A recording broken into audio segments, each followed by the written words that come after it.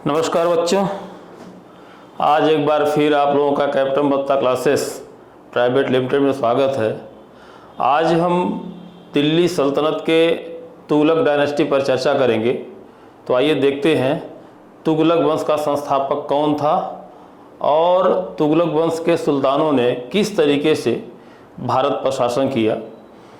जैसा कि इसके पहले की वीडियो में हमने बताया था कि खिलजी वंश ने लगभग 1290 ईस्वी से 1320 ईस्वी तक शासन किया।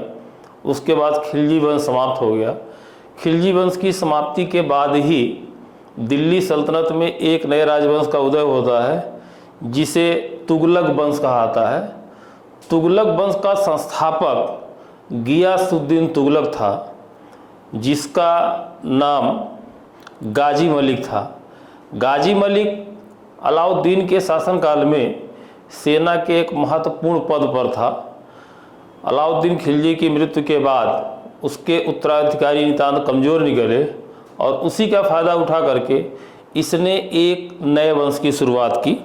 तो देखते हैं कि तुगलक वंश का जो पहला शासक था वो था गियासुद्दीन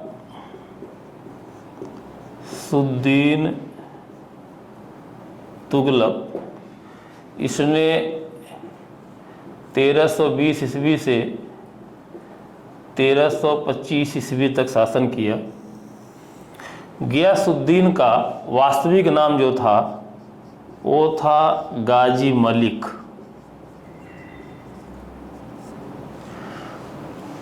इसके पूर्वज अपने नाम के आगे तुगलक लगाते थे, इसीलिए यह जब सुल्तान बना तो इसने गियासुद्दीन की उपाधि धारण करके अपने नाम के आगे तुगलक लगाया और तुगलक वंश की नींव रखी।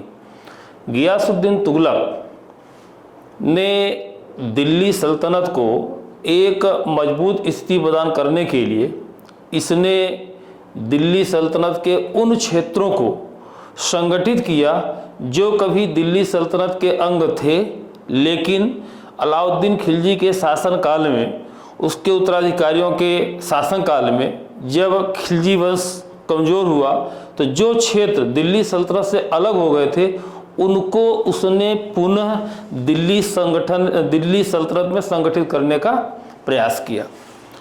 गियासुद्दीन तुगलक दिल्ली सल्तनत का पहला सुल्तान था जिसने सर्वप्रथम सिंचाई के लिए नहरों का निर्माण कराया।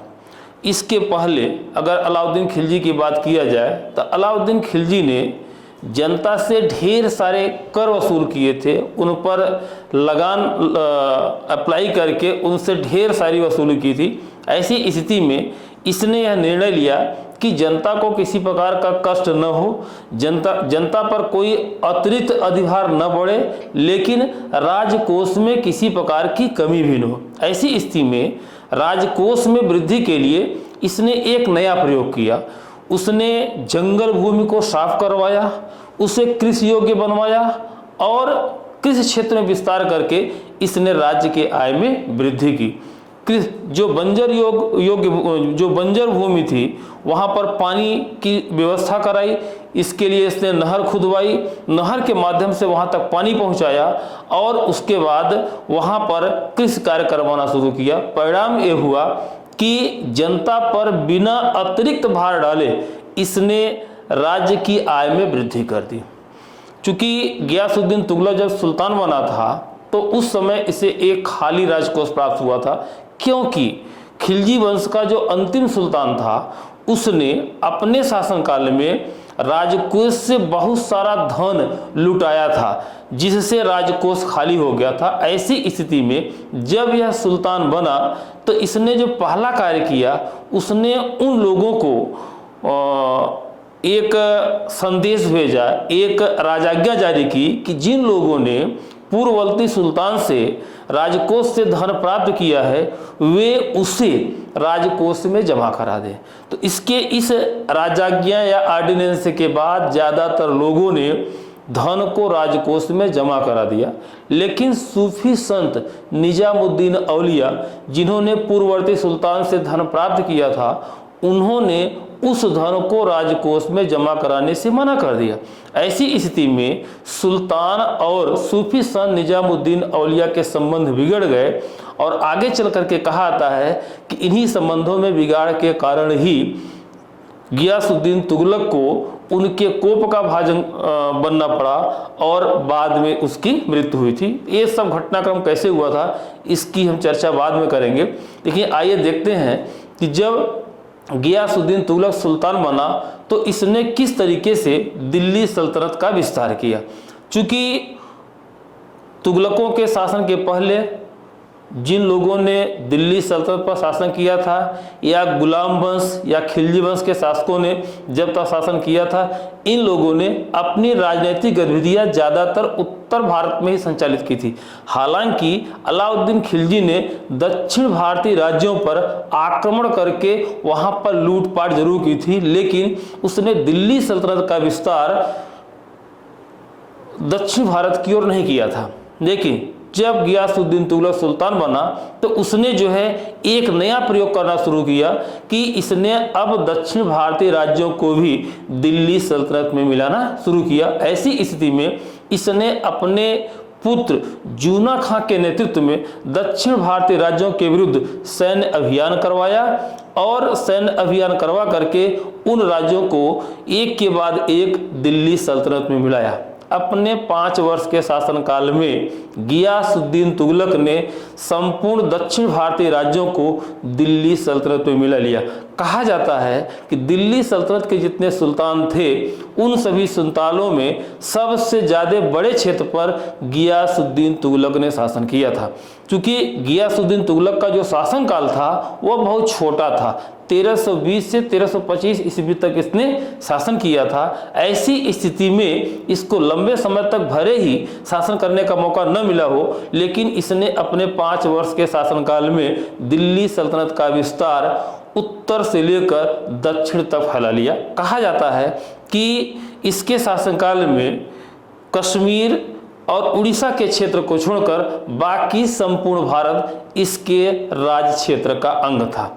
चूंकि इसने राज्य में स्थिरता प्रदान करने के लिए राज्य के भीतर जो कृषक वर्ग था उनको जो है किसी प्रकार का कष्ट न हो, ऐसी स्थिति में इसने अलाउद्दीन खिलजी के शासनकाल में लागू किए गए जितने भी कष्टकारी कर थे उन सभी करों को इसने समाप्त कर दिया था और इसने जनता से उन्हीं करों को वसूल किया जिससे जनता को उन करों को देने में कोई कष्ट नहीं होता था।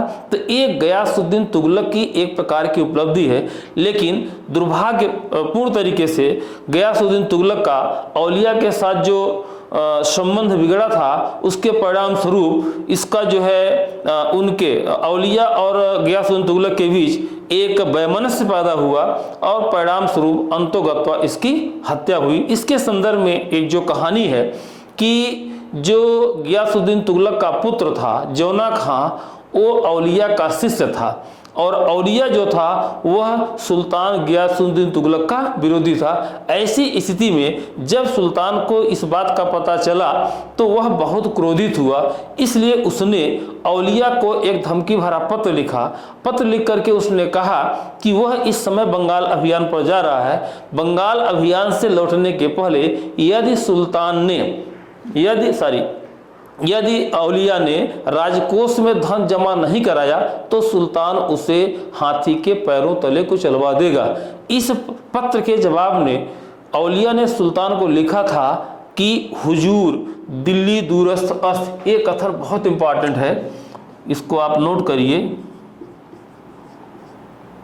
उसको हुनूज बोलते हैं, हुनूज दिल्ली दूरस्थ अस्ति। इसका मतलब है हुजूर दिल्ली अभी दूर है।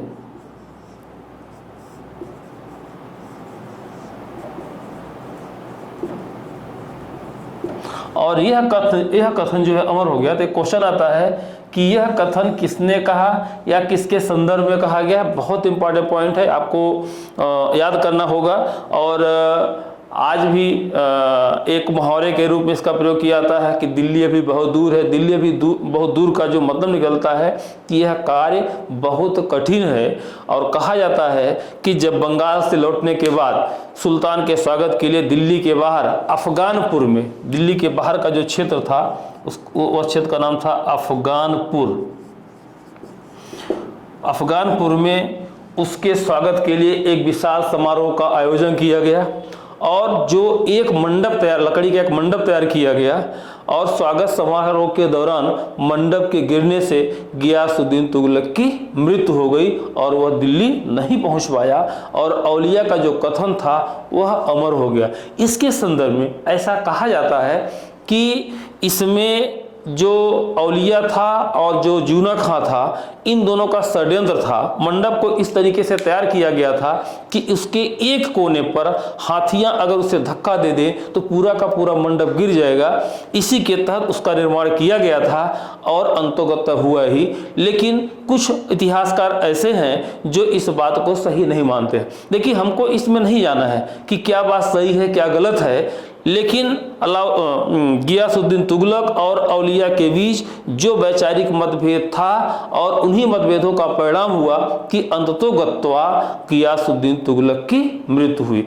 तो गियासुद्दीन की मृत्यु 1325 ईस्वी में हो गई। जैसा कि मैंने यहाँ पे आपको लिखा था, गियासुद्दीन का जो शासनकाल है 1320 से 1325 ईस्वी तक था। गियासुद्दीन तुगलक की मृत्यु के बाद फिर जो है उसका पुत्र जूना खां सुल्तान बनता है। तो आइए देखते हैं जूना खां ने किस तरीके से शासन किया था।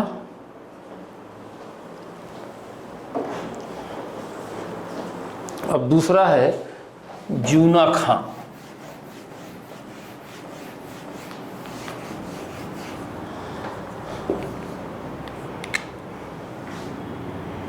इसी को बोलते हैं मोहम्मद बिन तुगलक।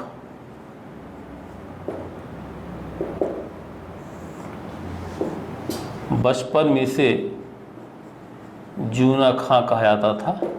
इसका जो शासनकाल है वो 1325 ईस्वी से 1351 ईस्वी के बीच है। इस दौरान इसने शासन किया। तो मोहम्मद बिन तुगलक जो गियासुद्दीन तुगलक का पुत्र था, जूना खान के नाम से जाना जाता था, जब वह सुल्तान बना तो उसने मोहम्मद बिन तुगलक की उपाधि धारण की और इसी नाम से वह सुल्तान बना। सुल्तान मोहम्मद बिन तुगलक के सुल्तान बनने के समय लगभग संपूर्ण भारत, जम्मू कश्मीर और उड़ीसा क्षेत्र को छोड़ दिया जाए तो लगभग संपूर्ण भारत दिल्ली सल्तनत का अंग था। चूँकि मोहम्मद बिन तुगलक जो था वह बहुत महत्वाकांक्षी व्यक्ति था, ऐसी स्थिति में उसने जो है भारत से बाहर दिल्ली सल्तनत के विस्तार की योजना बनाई। ये बहुत इंपॉर्टेंट क्वेश्चन है। एक क्वेश्चन पूछा आता है कि मोहम्मद बिन तुगलक ने अपने शासनकाल में जो दिल्ली सल्तनत के विस्तार की योजना बनाई, उसकी योजनाओं का क्रम क्या था। ये बहुत इंपॉर्टेंट क्वेश्चन है, क्योंकि देखिए हमारा पूरा का पूरा जो फोकस है ये एनडीए एग्जाम को लेकर के है। क्योंकि दिल्ली सल्तनत या जो है पूरे मध्यकाल से जो क्वेश्चन आते हैं वो एक दो आते हैं, तो हमें चाहते हैं कि हम अपने विद्यार्थियों को वो कंटेंट दें जिस कंटेंट को पढ़ने के बाद उनका काम भी हो जाए और अनावश्यक चीज़ें उन्हें बिल्कुल पढ़ना न पड़े। इसी पर फोकस होकर के हम जो है पूरा का पूरा वीडियो तैयार करते हैं। तो जो क्वेश्चंस ऑलरेडी बन चुके हैं या जहां से क्वेश्चन बनने की संभावना है उन सब को लेकर के हम ये वीडियोज बनाते हैं, जिससे जो न्यू कमर्स हैं, नए स्टूडेंट्स हैं, उनको पढ़ने में किसी प्रकार की असुविधा भी न हो। तो इन्हीं चीज़ों को हम लोग विशेष तौर पर ध्यान रखते हैं। तो इसमें जैसा कि मैंने बताया कि मोहम्मद बिन तुगलक जो सुल्तान बना, तो सुल्तान बनने के बाद उसने अपनी जो है अपने राज्य का विस्तार, दिल्ली सल्तनत का विस्तार भारत से बाहर करने की योजना बनाई और उस योजना का इसने एक क्रम बनाया। चूंकि इसकी सारी की सारी योजनाएं असफल हुई थी, इसलिए तो इस पर क्वेश्चन पूछा आता है कि मोहम्मद बिन तुगलक के सुल्तान बनने के बाद उसकी जो योजनाएं बनाई गई थी उन योजनाओं का क्रम क्या था। तो पहले हम पहला क्वेश्चन जहाँ से बनता उसी को लेते हैं। उसकी योजनाओं का जो क्रम था वो था कि उसने जो है पहला तो दोआब में कर वृद्धि की थी, दोआब में कर वृद्धि। दूसरी उसकी जो योजना थी उसने राजधानी परिवर्तन किया था, राजधानी परिवर्तन किया था। तीसरी जो उसकी योजना थी उसने सांकेतिक मुद्रा का प्रचलन किया था।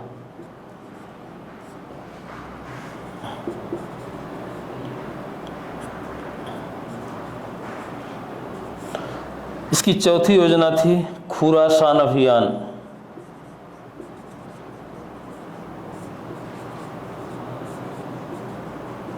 और उसकी पांचवी योजना थी कराची अभियान।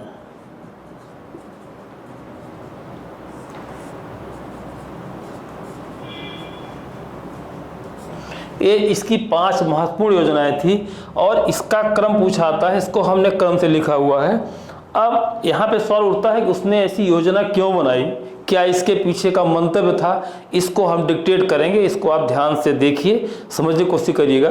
जैसा कि मैंने पहले बताया कि मोहम्मद बिन तुगलक एक महत्वाकांक्षी व्यक्ति था, एक बड़े भूभाग पर शासन करना चाहता था। चूंकि उसका सौभाग्य था कि उसे अपने पिता के द्वारा एक विस्तृत साम्राज्य प्राप्त हुआ था।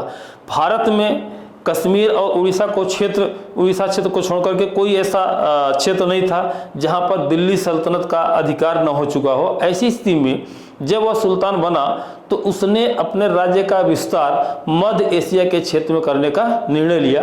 मध्य एशिया का राज्य देखा जाए तो जो इराक का क्षेत्र है, जो ईरान का क्षेत्र है, जो ट्रांसआक्सियाना का क्षेत्र है, इसको जो है पूरा, जहाँ पे आज जो है सऊदी अरेबिया है, सीरिया है, लेबनान है, ये पूरा का छोटे छोटे देश हो गए। पहले इसको सामूहिक रूप से मध्य एशिया का क्षेत्र कहा जाता था। तो इसने जो है मध्य एशिया के क्षेत्र में अपने राज्य विस्तार की योजना बनाई। जब इसने ये योजना बनाई तो इसने वहाँ के जो शासक थे, जो मजबूत शासक थे, वहाँ के साथ उसने संपर्क स्थापित किया। इसने तुर्की के शासक से संपर्क स्थापित किया, ठीक है। और इसने जो है और जो शासक थे वहाँ के शासकों से संपर्क स्थापित किया और इसकी योजना ये थी कि हम सब मिल करके जो है इस क्षेत्र में राज्य का विस्तार करेंगे और वहाँ से जो आय होगी उसको हम बराबर बराबर बांटेंगे। ऐसी स्थिति में चूंकि जब एक विशाल भूभाग को, एक विशाल भौगोलिक क्षेत्र को विजित करना है, वहाँ पे आक्रमण करना है, तो उसे एक विशाल सेना की आवश्यकता पड़ेगी। एक विशाल सेना के गठन के लिए इसे एक्स्ट्रा धन की आवश्यकता पड़ेगी। ऐसी स्थिति में राज्य की एक्स्ट्रा इनकम के लिए, अतिरिक्त आय के लिए इसके मन में योजना आई, एक प्लान आया। इसने सोचा कि भारत का जो उपजाऊ क्षेत्र है दोआब, यदि यहाँ पर थोड़ा सा कर में वृद्धि कर दिया जाए तो इससे जो आय होगी उस आय से हम विशाल सेना गठित करके उसका खर्च निकालेंगे, फिर इसी सेना की सहायता से हम अपने राज्य का विस्तार करेंगे। ऐसी स्थिति में इसने जो है दोआब में कर वृद्धि की घोषणा कर दी। लेकिन इसका दुर्भाग्य देखिए, जिस साल इसने दोआब में कर वृद्धि की घोषणा की थी उसी साल सूखा पड़ गया। जब सूखा पड़ गया तो वास्तविक आय जो होती थी वो भी नहीं हो पाया। चूंकि इसे सैनिकों की भर्ती करना शुरू कर दिया था, सैनिकों को इसने भर्ती कर भी लिया था। ऐसी स्थिति में जब सैनिक भर्ती हो गए तो सैनिकों की भर्ती के बाद सैनिकों को सैलरी चाहिए, उनको वेतन चाहिए। वेतन देने के लिए इसके पास राजकोष से पैसे नहीं थे। ऐसी स्थिति में जो सैनिक भर्ती हुए थे उसने सुल्तान के विरुद्ध बोलना शुरू कर दिया। कुछ विद्रोहात्मक गतिविधियां शुरू हो गई। कुछ इतिहासकार तो ये कहते हैं कि सैनिकों ने इसको जो है मतलब गाली भरा पत्र भी लिखना शुरू कर दिया। वस्तुस्थिति जो भी, ये थोड़ा सा प्रासंगिक नहीं लगता है कि राज्य के नागरिक या राज्य के सैनिक सुल्तान के विरुद्ध पत्र लिखेंगे, लेकिन कुछ ऐसे इतिहासकार ऐसा कहते हैं। जब उसने देखा कि उसने जो निर्णय लिया था उस निर्णय का परिणाम ये हुआ उसकी आय नहीं हो पाई, ऐसी स्थिति में इसने सोचा चूंकि राज्य का विस्तार बहुत बड़ा है तो अगर राजधानी को हम अपने राज्य के मध्य में कर दें, राजधानी को मध्य में कर दें, राजधानी हस्तांतरण की प्रक्रिया शुरू करेंगे तो जो लोग अभी खाली बैठे हैं वो थोड़ा सा कार्य में व्यस्त होंगे, लोगों का जो दिमाग होगा डाइवर्ट होगा। ऐसी स्थिति में जो उसके विरुद्ध एक षड्यंत्र चल रहा है, जो इसके विरुद्ध एक माहौल बना हुआ है, लोग डाइवर्ट होकर के इसको भूलेंगे, तब तक स्थितियां सामान्य हो जाएंगी। जिसने तुरंत निर्णय लिया कि अब राजधानी जो है परिवर्तित करके दौलताबाद स्थापित की जाएगी। दौलताबाद जो भारत के मध्य पड़ता था, उसके मन में विचार आया था कि दौलताबाद भारत के मध्य में है, ऐसी स्थिति में वहां से उत्तर और भारत दोनों ही क्षेत्रों में आसानी से शासन किया जा सकता है। इसने राजधानी परिवर्तन का निर्णय लेकर के इसकी घोषणा कर दी कि जो लोग दिल्ली में रह रहे हैं वे अपने बैग एंड बैगेज के साथ, अपने जो उनके रिसोर्सेज के साथ वे जो है दौलताबाद के लिए रवाना हो। हालांकि उसने व्यवस्था किया था, सड़कों का निर्माण कराया, सड़कों के किनारे जो है ठहरने की व्यवस्था कराई, वृक्ष भी लगवाए, लेकिन वृक्ष अभी लगे हैं ना, वृक्ष अभी तैयार तो नहीं हुए हैं। सड़कों उसने जो है रहने ठहरने की व्यवस्था कराई, लेकिन रास्ते में जब लोग चलने लगे तो लोग सफर करने लगे, भूख से प्यास से लोग मरने लगे। ऐसी स्थिति में जनता इससे और रुष्ट हो गई।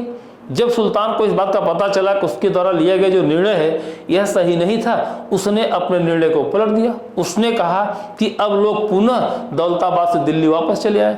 इस घटनाक्रम में स्थिति ये हुई कि काफी भारी संख्या में लोग रास्ते में मारे गए। कुछ इतिहासकार तो ये कहते हैं कि राजधानी स्थानांतरण के समय दिल्ली में 3 महीने तक परिंदा ही पर नहीं मारा था। लेकिन ये अतिशयोक्ति अतिरंजित लगता है, लेकिन स्थिति जो भी रही हो, इसकी दूसरी योजना भी विफल हो गई। जब इसकी दूसरी योजना विफल हो गई, अर्थव्यवस्था डाउन हो गई, तो ऐसी स्थिति में अब अर्थव्यवस्था को पटरी पर लाने के लिए इसने सांकेतिक मुद्रे का प्रचलन किया। इसने तांबे के सिक्के चलाए। तांबे के सिक्कों की वैल्यू इसने जो है सोने चांदी के सिक्कों के बराबर कर दी। नए सिक्कों को ढलना शुरू कर दिया। सिक्कों की ढलाई के लिए जो प्राइवेट लोग थे उनको भी लाइसेंस दे दिया, लेकिन उसका मैकेनिज्म नहीं तैयार किया। ऐसी स्थिति में जो धनाढ्य लोग थे भारी संख्या में नकली सिक्के जारी कर लिए। नकली सिक्कों की बाढ़ आ गई, इन्फ्लेशन बढ़ गया, मुद्रास्फीति हो गई। ऐसी स्थिति में महंगाई चरम पर हो गई, जनता सफर करने लगी। इन स्थितियों में जब सुल्तान को पता चला तो उसने कहा कि नहीं, हम इसको स्थगित करते हैं। उसने उसको वापस ले लिया और उसने जो है घोषणा करवाया कि जिन लोगों ने तांबे के सिक्के जारी किए हैं वे राजकोष में जमा करके सोने चांदी के सिक्के ले जाएं। यह भी इसकी योजना विफल हो गई। जब इसकी 3 योजनाएं विफल हो गई, अब इसके दिमाग में आया कि एक विकल्प है कि यदि हम खुरासान, जिस अभियान के लिए हमने सेना का गठन किया था, इस अभियान को संचालित कर लिया जाए।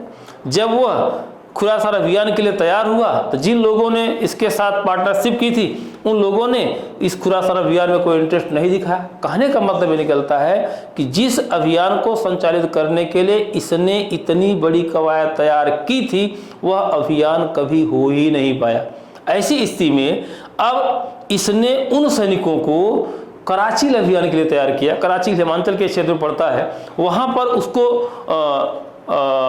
उसको आक्रमण करने के लिए इसने जो है पुनः प्रशिक्षित किया। चूंकि अभी सेना जो है मैदानी और रेगिस्तानी इलाकों में युद्ध करने के लिए तैयार थी, अब उनका अलग से प्रशिक्षण किया गया। प्रशिक्षण कराते कराते नवंबर का महीने आ गया, ठंडी के महीने आ गया। अब नवंबर के महीने में इस सेना को लेकर के कराची हिमालय क्षेत्र की ओर गया। परिणाम में हुआ कि जब इसके सैनिक हिमालय क्षेत्र की तरफ गए तो वहां पर जो है बर्फबारी शुरू हो गई, ठंडी पड़ने लगी थी। कुछ इतिहासकार कहते हैं कि जब नवंबर के महीने में इसने कराची पर अभियान किया था तो इसके सारे के सारे सैनिक वहां पर बर्फ में ही डूब गए, बर्फ में फंस गए। शायद 1 या 2 घुड़सवार सैनिक जो है वापस आए थे। तो कहने का मतलब यह है कि मोहम्मद बिन तुगलक के शासनकाल में उसने अपनी महत्वाकांक्षा को पूरा करने के लिए उसने जो 5 योजनाएं बनाई, उसकी 5 योजनाएं असफल रही। कारण क्या था? उसकी अदूरदर्शिता, या समय को जज नहीं कर पाया, समय को भांप नहीं पाया, ऐसी स्थिति में उसकी सारी की सारी योजनाएं विफल हो गई। तो यहाँ पर एक महत्वपूर्ण क्वेश्चन बनता है, आपको ध्यान देना पड़ेगा कि मोहम्मद बिन तुगलक की जो 5 योजनाएं थी, उन 5 योजनाओं का क्रम क्या था। और दूसरा क्वेश्चन बन सकता है कि मोहम्मद बिन तुगलक की योजनाओं की असफलता का कारण क्या था। तो इस सवाल का जवाब होगा उसकी अदूरदर्शिता। मोहम्मद तुगलक की अदूरदर्शिता के कारण, यहाँ पे अब मैं लिख दे रहा हूं, मोहम्मद तुगलक की अदूरदर्शिता के कारण उसकी सभी योजनाएं असफल हुई थी। एक कॉन्सेप्चुअल क्वेश्चन बन सकता है, इस बात को आपको विशेष तौर पर ध्यान देना पड़ेगा, जो क्वेश्चन मोहम्मद बिन तुगलक के उस पर बनते हैं। और जब मोहम्मद बिन तुगलक की योजनाएं असफल हो गई, राज्य में विद्रोह होने लगे, जो क्षेत्र अभी दिल्ली सल्तनत के अंग थे वे अपनी स्वतंत्रता घोषित करने लगे। उत्तर भारत के कुछ, जैसे राजपूताना का क्षेत्र अलग हो गया, बंगाल क्षेत्र अलग हो गया, ठीक है, और पश्चिमोत्तर के जो राज्य थे वो दिल्ली सल्तनत से अलग हो गए। इसी प्रकार दक्षिण भारत में विद्रोह शुरू हो गया।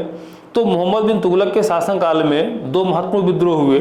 दक्षिण भारत में कुल 32 विद्रोह हुए थे। उन 32 विद्रोहों में से 2 महत्वपूर्ण थे, जिसमें जो है 3 राज्य, एक मालवा, दूसरा विजयनगर और तीसरा जो था बहमनी, ये 3 नए राज्य स्थापित हुए।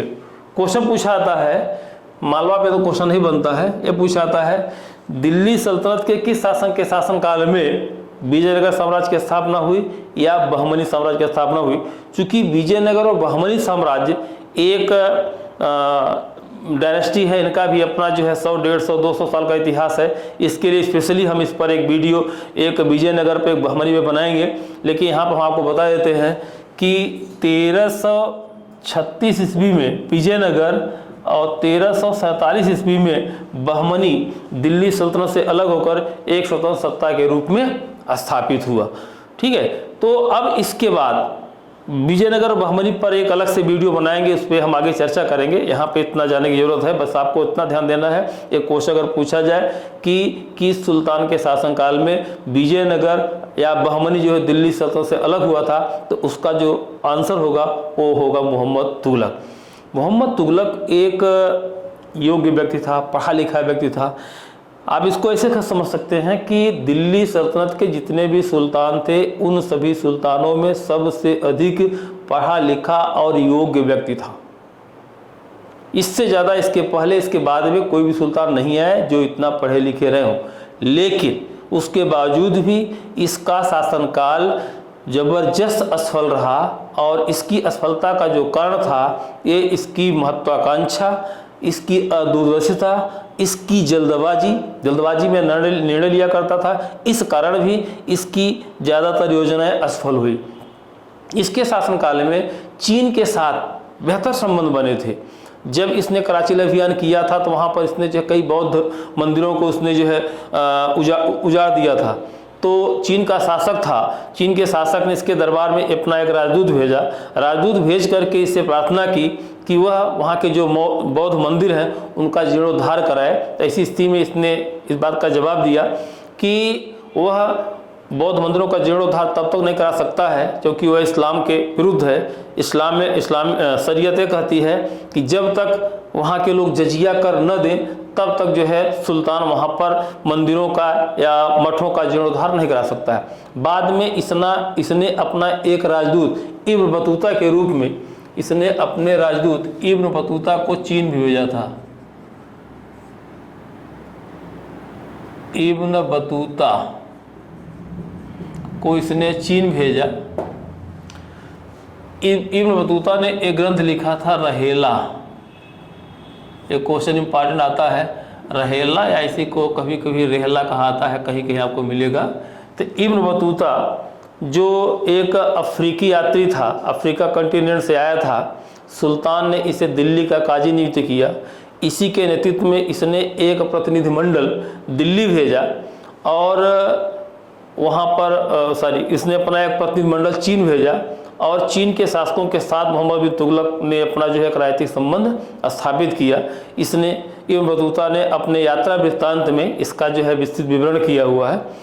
इब्न बतूता चूँकि बाहर से आया हुआ था, इसने अपने यात्रा वृत्तांत में मोहम्मद तुगलक की जो उपलब्धियां थी, जो उसका व्यक्तित्व था, उसका उसने विस्तृत चर्चा किया हुआ है। एक क्वेश्चन यहाँ पर बनता है कि इब्न बतूता किस दिल्ली सल्तनत के सुल्तान के शासनकाल में भारत आया? तो यहाँ पे इसका आंसर होगा मोहम्मद बिन तुगलक। और इसके द्वारा लिखे गए ग्रंथ का भी क्वेश्चन पूछा जाता है। वो ग्रंथ था रेहला या रहेला।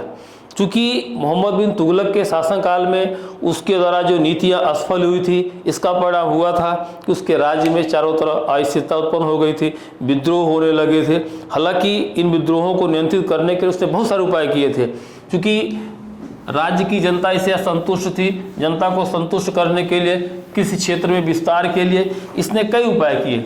इसने किसानों को सहायता पहुंचाने के लिए इसने एक अलग विभाग की स्थापना की थी, जिसे कहा गया था दीवान ए अमीर कोही। इसने एक विभाग दीवान ए अमीर कोही की स्थापना की।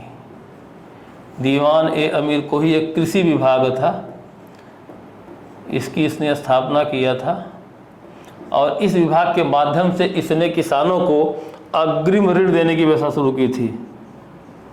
अग्रिम ऋण जिसे तकाबी कहाता है, आज की डेट में इसे आप केसीसी कह सकते हैं, ठीक है। अग्रिम ऋण तकाबी देने की प्रथा प्रारंभ की, जिससे राज्य के जो किसान हैं उनको राज्य की तरफ से सहायता मिल सके और वे अपने ज़मीन पर, अपने खेत पे ज़मीन पर कृषि कार्य कर सके, उत्पादन कर सके, अपनी जीविका चला सके। तो ऐसा नहीं था कि मोहम्मद बिन तुगलक में बहुत सारी कमियां थी या कुछ इस प्रकार के ऐसे कुछ त्यागों से रक्त पिपासुका है, कुछ सुल्तानों ने उसे पागल की संज्ञा दी है। हाँ, इतना जरूर था कि मोहम्मद बिन तुगलक जल्दबाज सुल्तान था, अदूरदर्शिता थी उसमें। वह अपने संसाधनों का बिना आकलन किए वह जल्दी से जो है कोई नीति बनाता था और नीति बना करके वह जल्दी से जल्दी उसको इम्प्लीमेंट करना चाहता था। यह उसकी कमजोरी थी। लेकिन व्यक्तिगत तौर पर देखा जाए तो वह एक बहुत ही सुलझा हुआ व्यक्ति था, बुद्धिमान था, राजनीतिक उसके सूझबूझ थी। लेकिन कभी कभी वह जो है जल्दबाजी में निर्णय लेता था। कभी कभी में जो जल्दबाजी में निर्णय लेता था उसका परिणाम हुआ कि उसके द्वारा बनाई गई उसकी नीतियाँ असफल हुई। मोहम्मद बिन तुगलक ने राज्य की जनता के उद्धार के लिए, उसके विकास के लिए, उसकी सहायता के लिए जो ये विभाग स्थापित किया, उसकी तरफ से किसानों को जो है भारी मात्रा में ऋण दिए गए, किसानों की स्थिति में सुधार हुआ, ठीक है। लेकिन इन सब के बावजूद भी इसने जो उपाय किए, उसके द्वारा किए गए जितने उपाय थे वे नाकाफी थे। परिणाम में हुआ कि उसी के शासनकाल में दिल्ली सल्तनत की जो सीमाएं थी वह सिकुड़ करके जो है उत्तर भारत आ गई। दक्षिण भारत पूरी तरह से स्वतंत्र हो गया और 1351 ईस्वी में, इन्हीं परिस्थितियों में 1351 ईस्वी में थट्टा बंदरगाह पड़ता है, पाकिस्तान में है वर्तमान। वहाँ पर एक सैन्य अभियान के दौरान इसकी मृत्यु हो गई और इसकी मृत्यु के बाद फिर इसका चचेरा भाई फिरोज जो था वह उसका उत्तराधिकारी बना। कहा जाता है कि मोहम्मद बिन तुगलक के कोई सुल्तान नहीं थी, इसलिए उसने अपने जीवन काल में ही अपने चचेरे भाई फिरोज को अपना उत्तराधिकारी घोषित कर दिया था। और उसकी मृत्यु के बाद उलेमाओं और अमीरों ने फिरोज को जो है उसका उत्तराधिकारी नियुक्त किया और फिरोज शाह तुगलक के नाम से सुल्तान बना। इस तरीके से अगर देखें तो मोहम्मद बिन तुगलक का जो व्यक्तित्व था, जो कार्य था, वो उसका आकलन करने के लिए उसमें ये आपको देखने को मिलेगा कि उसमें विरोधाभासी गुण अवश्य विद्यमान थे। क्योंकि वह कभी तो बहुत सॉफ्ट दिखता था, लेकिन कभी कभी वह जो है बहुत क्रूर भी दिखाई, उसके व्यक्तित्व में क्रूरता दिखाई पड़ती है, ठीक है। तो इसी पर जो है इतिहासकार बदायूनी जो था, एक स्टेटमेंट आता है, ये बदायूनी का है, बदायूनी इतिहासकार था, उसने इसकी मृत्यु पर लिखा था कि राजा को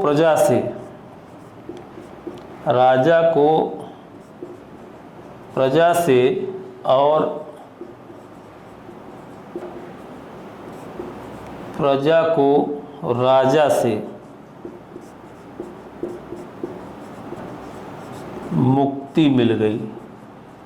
एक स्टेटमेंट आता है कि यह किसके संदर्भ में कहा गया है, तो यह भी मोहम्मद तुगलक के संदर्भ में कहा गया है। तो यहाँ पर हमने जो है गियासुद्दीन तुगलक और मोहम्मद तुगलक के बारे में एक छोटा सा कंटेंट तैयार किया जो आपके एग्जाम के पॉइंट ऑफ व्यू से इम्पॉर्टेंट है। और अगले कंटेंट में हम फिरोज तुगलक और फिरोज तुगलक के बाद के उसके जो उत्तराधिकारी हैं उन पर चर्चा करेंगे। धन्यवाद।